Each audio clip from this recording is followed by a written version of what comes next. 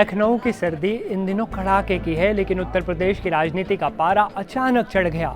विधानसभा का शीतकालीन सत्र चल रहा है। तमाम दलों के नेता राजधानी में जुटे हैं, लेकिन मंगलवार की शाम जो कुछ हुआ उसने सत्ता के गलियारों में नई चर्चा छेड़ दी। लखनऊ के एक बंगले में अचानक से हलचल बढ़ जाती है। गाड़ियां रुकती हैं और एक एक करके 52 विधायक, जी हाँ 52 विधायक और विधान परिषद सदस्य यानी MLC एक बंद कमरे में दाखिल होते हैं। दिलचस्प बात यह है कि कोई आधिकारिक सरकारी बैठक नहीं थी ये, ना ही ये किसी एक पार्टी की मीटिंग थी।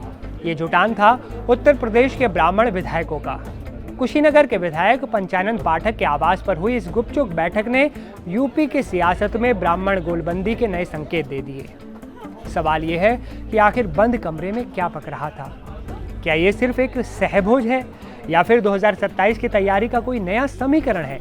आइए जानते हैं इन सारे सवालों के जवाब। नमस्ते, मैं हूं असीम और आप देख रहे हैं NDTV इंडिया। इस आयोजन को नाम दिया गया था सहभोज, यानी साथ बैठकर भोजन करना। लेकिन राजनीति में कुछ भी सिर्फ भोजन नहीं होता।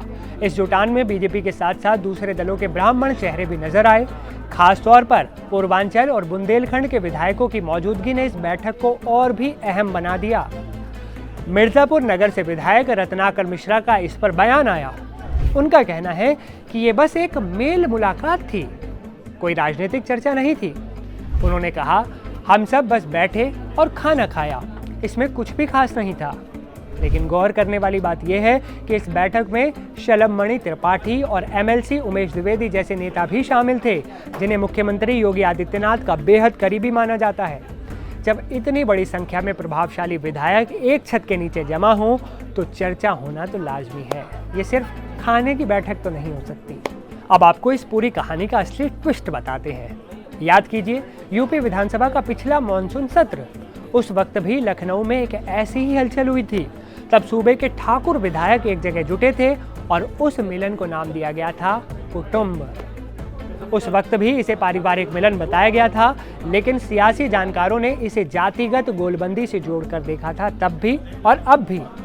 अब जानकारों का मानना है कि मंगलवार को हुआ ये ब्राह्मण सहभोज उसी कुटुंब का जवाब है।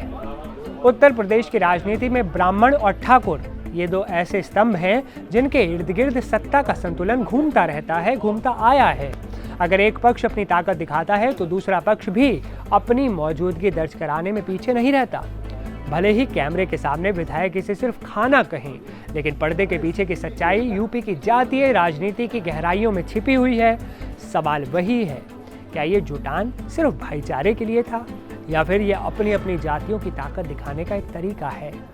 शीतकालीन सत्र के बीच हुई इस बैठक ने साफ कर दिया है कि यूपी की सियासत में जाति का फैक्टर आज भी सबसे ऊपर है। क्या आपको भी ऐसा लगता है? अपनी राय कमेंट में जरूर बताइएगा।